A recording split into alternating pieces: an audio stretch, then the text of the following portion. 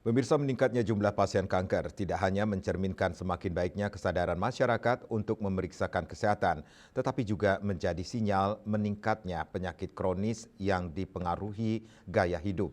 Untuk itu, edukasi mengenai pola hidup sehat perlu ditanamkan sejak usia sekolah sebagai langkah pencegahan. Dr. Dakse menekankan, pencegahan kanker tidak hanya bergantung pada layanan pengobatan, tetapi juga perubahan gaya hidup masyarakat. Ia menjelaskan, radioterapi merupakan salah satu metode pengobatan kanker yang memanfaatkan radiasi dengan dukungan teknologi modern seperti linear acceleration atau LINAC dan brachytherapy untuk memberikan terapi yang lebih optimal kepada pasien.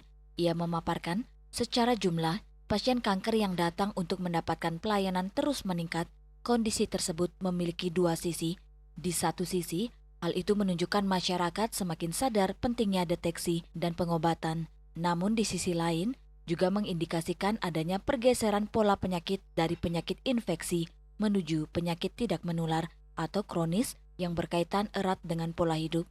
Oleh karena itu, pihaknya tidak hanya memberikan pelayanan pengobatan kepada pasien kanker, tetapi juga aktif melakukan edukasi kesehatan kepada masyarakat, termasuk kalangan pelajar.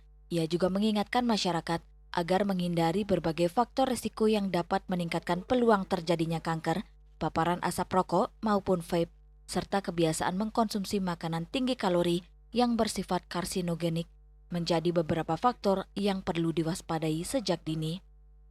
Secara volume kita mesti mengakui bahwa antrean atau jumlah pasien itu sangat banyak. Satu sisi itu menunjukkan bahwa kesadaran warga atau masyarakat tentang penyakit ini semakin meningkat, jadi diagnosis semakin meningkat juga. Tapi di satu sisi lain juga itu merupakan cermin bahwa sudah ada peralihan penyakit dari dulunya penyakit infeksi sekarang ke penyakit non infeksi. Dalam hal ini kanker yang erat kaitannya dengan gaya hidup.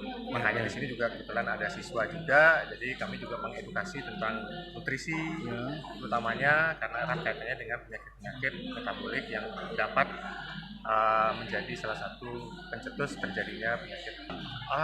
Mungkin kalau dari gaya hidup terutama ya, karena sekarang sedang dari lifestyle, jadi memang sudah dibuktikan bahwa gaya-gaya hidup dari pola makan, aktivitas, istirahat, dan juga kelola stres. Nah, itu jadi salah satu kunci penting, makanya itu yang kita mencoba memberikan edukasi pada anak-anak muda bahwa kelola stres, aktivitas fisik yang baik, kemudian nutrisi yang bagus itu sangat membantu dalam hal pencegahan terjadinya penyakit-penyakit kronis metabolik, salah satunya adalah kanker.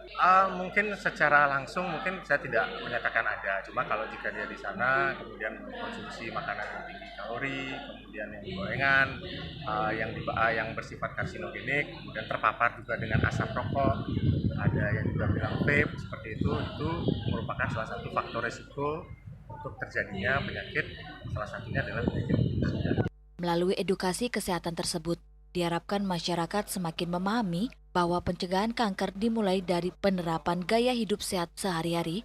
Langkah preventif sejak usia muda dinilai menjadi investasi penting untuk menekan angka kejadian penyakit kronis di masa mendatang. Bunga Widrayani, Bali TV.